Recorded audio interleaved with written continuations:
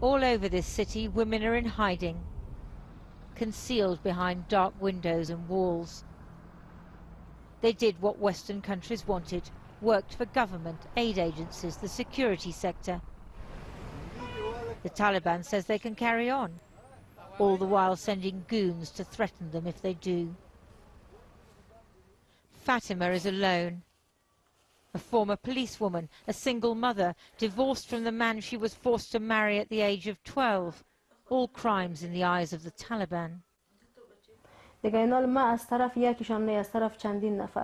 Now I'm being threatened from all sides, from the former government, from the criminals I caught when I was the police, from the Taliban, from my relatives. So I'm living hidden from the world with my kids. I have moved 3 times in a single month.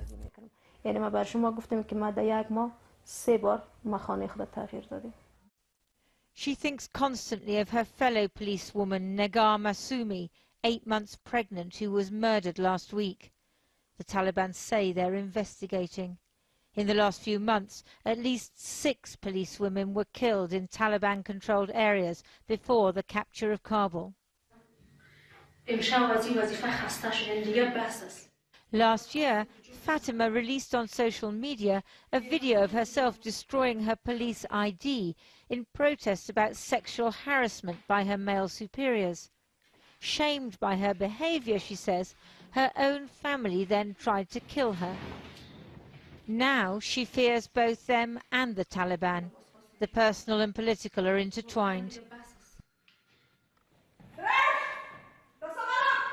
Western countries spent an estimated $100 million training women for the Afghan security services. But most male police officers rejected them. And now the Western missions who encouraged the women to blaze the trail have vanished, leaving them to their fate.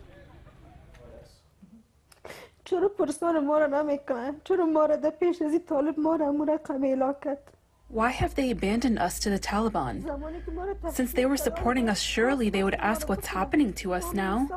What is our crime? Our crime is that we were policewomen. For this crime, they kill us in the most brutal way. Why is the international community not asking about us? A demonstration this weekend showcased the Taliban ideal of womanhood, entirely covered and utterly obedient. A job lot of identical niqabs appears to have been acquired for the occasion. This is not traditional Afghan dress. The women proclaimed their support for segregation in education, which is now the law. At Khalib University, they've started to educate women and men on alternate days. As a private university, they have enough facilities, but public institutions are struggling. Women are meant to be taught only by other women or very old men, but there aren't enough female teachers and lecturers. Far fewer women are showing up to class, but those who've come are determined. Women are very important in the country, so we Afghan we have the right to be like another woman that they are in developed country.